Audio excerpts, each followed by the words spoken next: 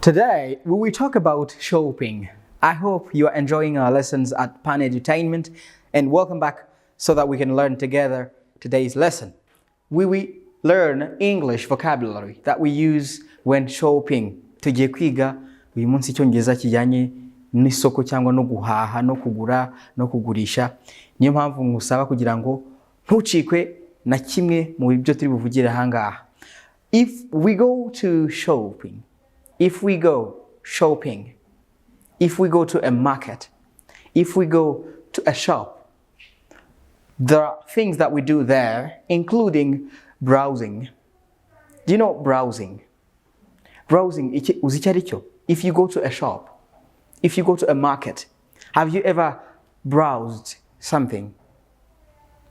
Browsing means moving around, trying to look at the items that are at the market without necessarily buying. Browsing ni cya gihe urimo kwitegereza ureba ibihari utaragera mu gihe cyo guhitamo ngo ugure. It's just moving around and looking at what is there. Browsing. So, here are the sentences that can be used when you say I'm browsing. Okay? You say I'm still browsing. Ushobora kujya mu isoko cyangwa se muri supermarket, umucuruzi akakubaza ati tugufasha iki? Kuvuga ati no, I'm still browsing. I haven't selected yet. I'm still browsing. You get that? Ndacyareba. It's like, bumpaye akanya ndacyareba, nimbona icyo nshaka ndaza kukubwira. See? I'm still browsing. Browsing means moving around before you select what you want to buy.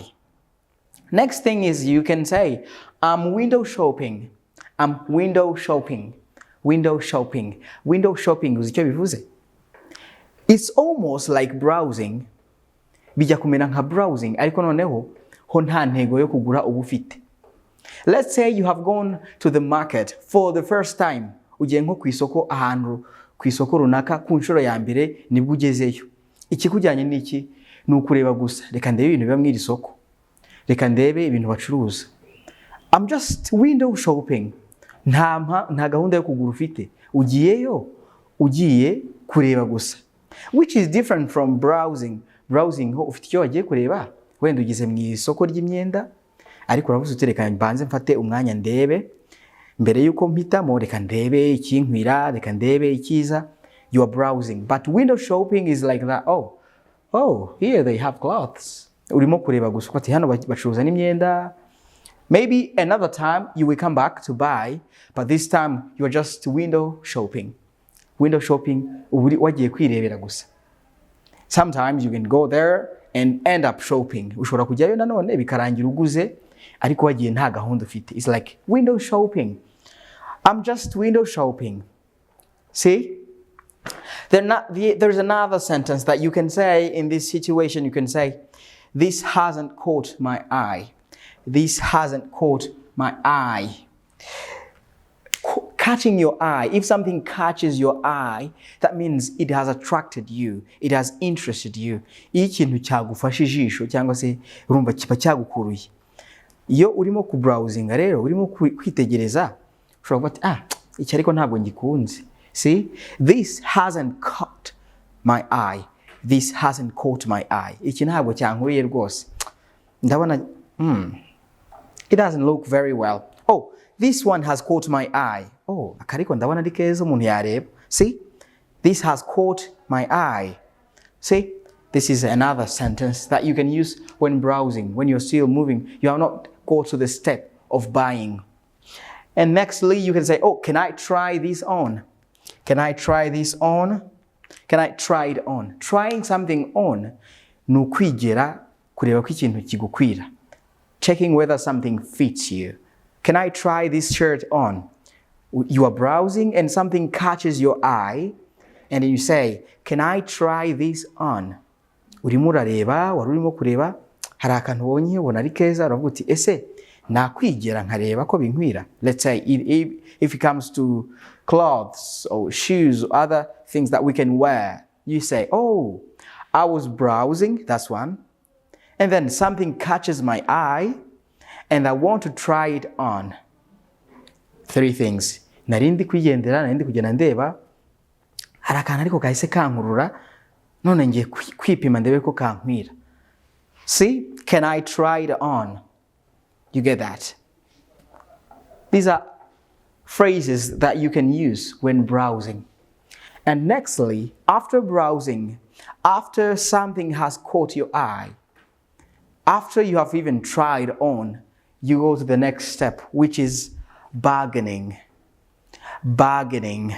Do you know the meaning of bargaining? Can you say it with me? Bargaining.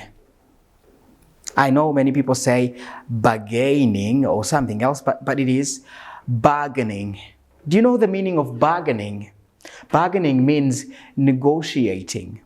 Negotiating, which means talking about the price, discussing the price. Nukuganira ku biciro cyangwa se guciririkanya.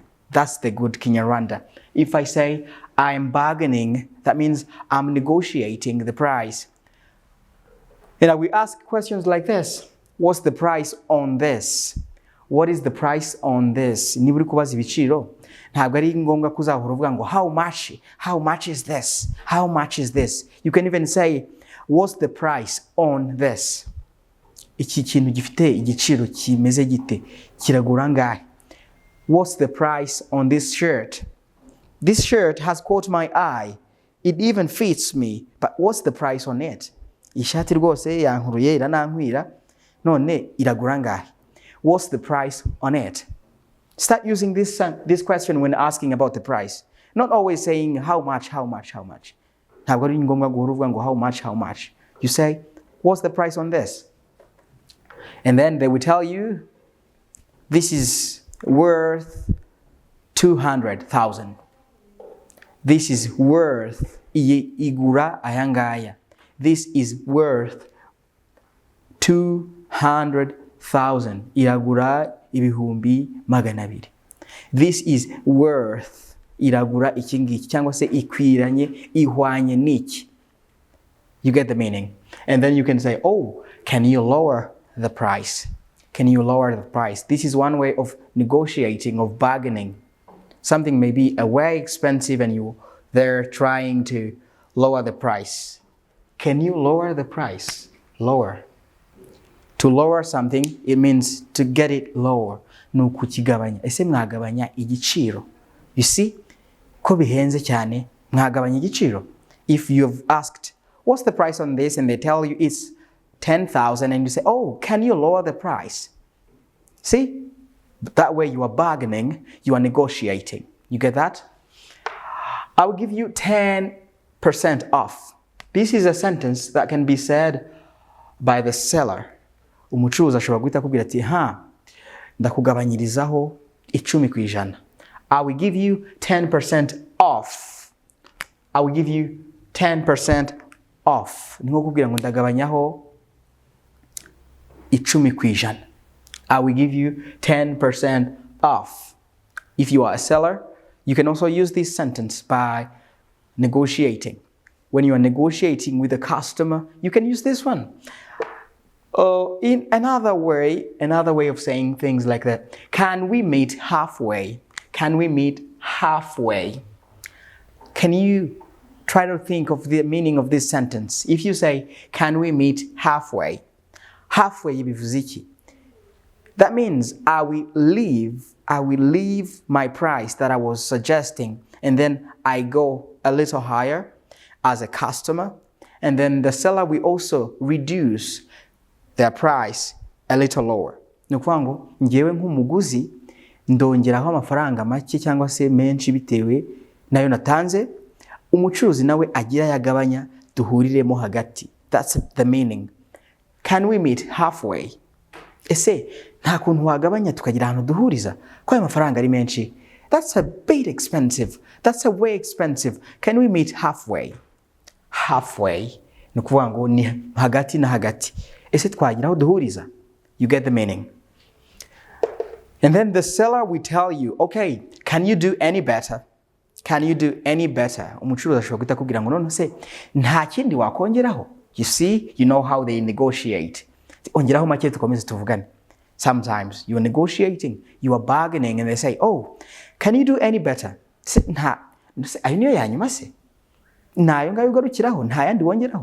Can you do any better? You see this? Can you do any better? And then sometimes you say, okay, I can't go beyond that. I can't go beyond that. Or you say, that's my final price. That's my final price. Icho nicho kiguzi cyangwa se nicho giciro cyanyuma. Ayo niyo yanyuma rwose niba utayafite. You can pass.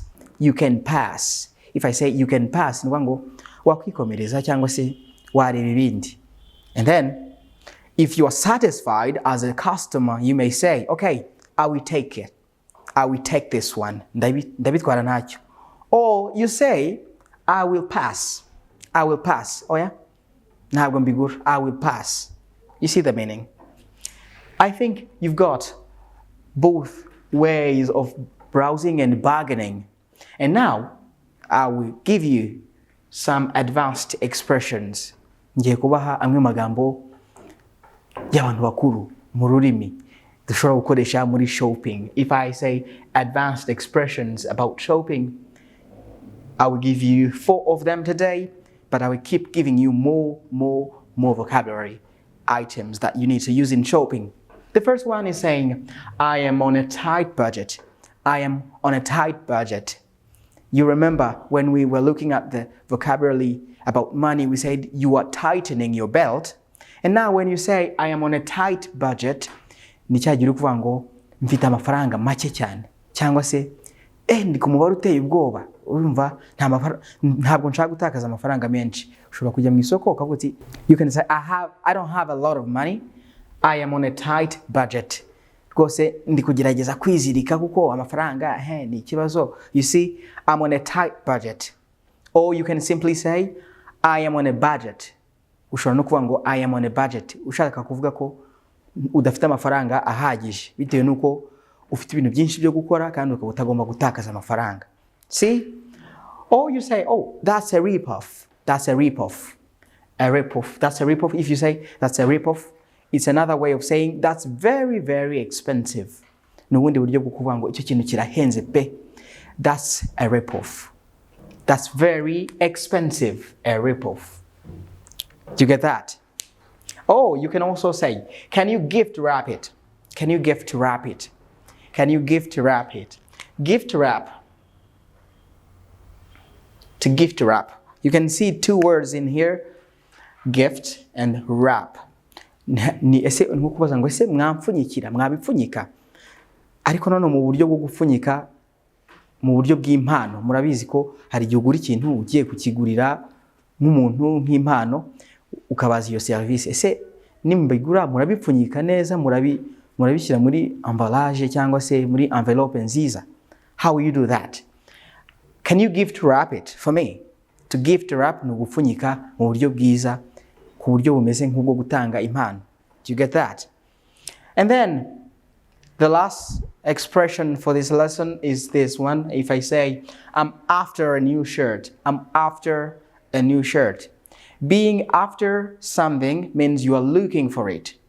You are browsing and you are looking for something. Iyo ugiye mu isoko hari icyo ushaka ku buryo umuntu akobaje ngo tugufashe iki. This is one of the ways you can answer. You can say, I'm after a new shirt. Ndi gushaka. Iki ni ngombwa ngo ndi kwiruka inyuma y'ishati nshya ariko ni ngombwa ngo ndi kuyishaka. I'm looking for it. I'm after a new laptop. I'm after a new pair of trousers. You get that? Ndi gushaka iki niki. I'm after something. I need it very much. So, these are the expressions about buying and shopping. I hope this lesson has been very interesting. Before we close, I have this announcement. If you are interested in learning English physically, face-to-face with me, don't hesitate to call this number right down here. Call this number for more explanations. Niba ukeneye kwiga icyongereza mu buryo bw'imbona nkubone bitari hano kuri YouTube, hamagara iyi nimero iri hano hasi cyangwa se uyandikire kuri WhatsApp hanyuma tuguhe ibisobanuro bihagije. In September, we are starting a physical class. Mu kwa cyenda turatangira ishuri ry'imbona nkubone ritari irya hano kuri YouTube. Niba rero ushimishwa n'amasomo tukugezaho, hamagara nimero hanyuma tukwigisha Icyongereza. You need to grow your English. I know you may be a beginner, an intermediate or an advanced who needs to keep growing. Niba urwego wawe uriho rwose mu Cyongereza wifuza gukomeza gukura, don't hesitate to call. Ntushidikanye guhamagara iyi nimero. Thank you very much for this lesson. Thank you very much for following. I hope to see you by the next lesson. Thank you very much.